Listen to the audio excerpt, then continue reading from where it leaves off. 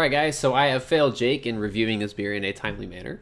But alas, we will be looking at Colony Collapse. This is the collaboration from Wren and Superstition. Yeah, out of Arizona. So on the bottom says bees. I don't know if it'll focus. Probably won't focus. Is it gonna focus? Not gonna focus. B. Okay, well you saw it for a sec. Anyway, 131. So this guy is a little bit over 2 months old. I opened one can, shared it with some buddies, thought it was pretty awesome, and had the second can, been meaning to review it for a while, and just, you know, things happen. Beers release everywhere, and I was lazy about it. Anyway, yeah, so basically they went to Wren to collab for this beer. There's no honey or anything like that, nothing to do with mead. They just did a New England IPA collab. Yeah, so anyway, let's check it out.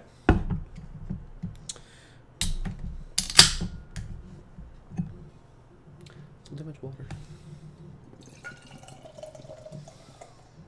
All right, so I'm sure when this can was super fresh, poured out a decent bit hazier, but still pretty hazy. It's got this deep, slightly murky, kind of a orange golden type hue to it. Nice little frothy white head there.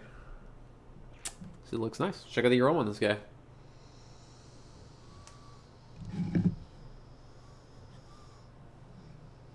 So getting a lot of citrus up front, or at first, and this kind of earthy, herbaceous type quality to it. Maybe a bit of papaya coming through as well now. So, navel orange, papaya, a bit of a dank, kind of slightly resinous hop character. I don't really remember that on the first time I had it, and it's pretty slight. It's pretty subtle. I don't know if it's going to come out more or not. I'm just off the first few sniffs. It's kind of what I'm pulling here. So citrusy, it's got that kind of pungent tropical type character to it. I remember when I had it at the share, of course, it's out of share, so everything else you drink affects your palate for every other beer. But I remember this really feeling kind of Hill Farmstead-ish in a sense. Very clean, a lot of citrus. You know, I am still getting a lot of citrus. It feels a little bit more dank, a little bit more pungent than before, how I remember it. Maybe not as clean, not quite Hill Farmstead as far as that cleanliness goes. But yeah, let's check it out. Cheers.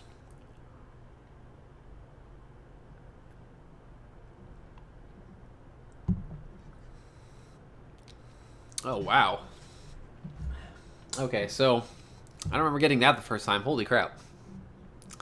There is a ton of white grape on this. It's almost like, God, honeydew. Honeydew. White grape and honeydew. It almost has like a white wine character to it. It's this really fruity white grape flavor, and then honeydew just kind of comes in waves.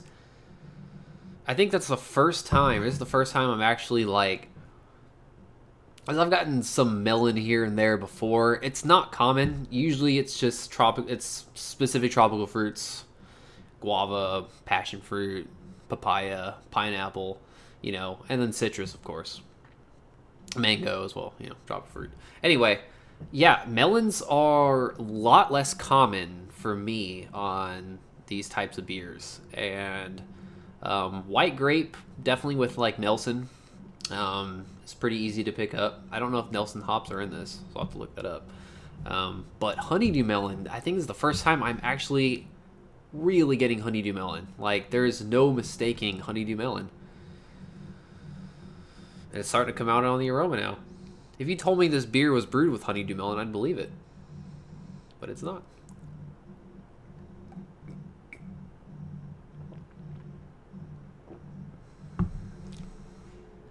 That is kind of crazy.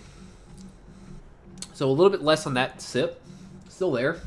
Oh, it comes in on the finish pretty well. Wow. But the citrus is starting to come in.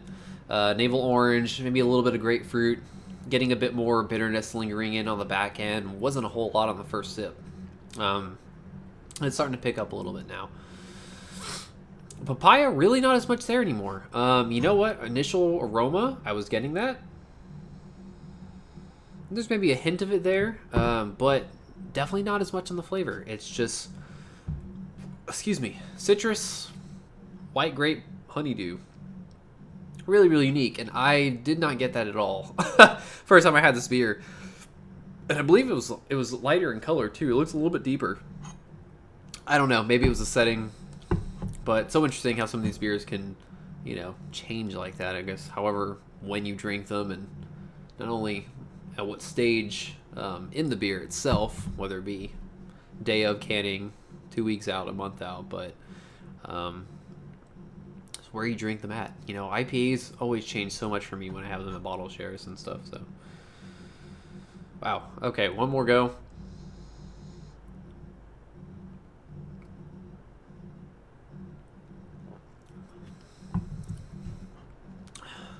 Carbonation is soft but lively. Somewhat reminds me of Trillium. I think I'm starting to get the honeydew a little bit less. I don't know, maybe it was just super cold when it came out. But citrus is definitely coming in a lot more now. Maybe a bit of that papaya coming back around too. So a little bit more pungent as this thing warms up, I think. But anyway, that was a pretty awesome, unique experience. Honeydew is the first one for me. So anyway, I think I gave this a 4.5 when I had it. I think it was somewhere in between a 4.25 and a 4.5 as I'm drinking it now. As interesting as the honeydew aspect of it was, I think when I had this a little bit fresher, it was a bit more, it was a bit grassier, lighter grassier. New England IPA, what you would expect grassier. A bit brighter, maybe a little bit cleaner. But anyway, I'm going to hold that 4.5 because it's still a fantastic beer. Pretty awesome, unique type stuff. Yeah, so thanks, Jake. 4.5 for Colony Collapse, and that is going to be it for this one. So, as always, cheers, and I'll catch you guys later.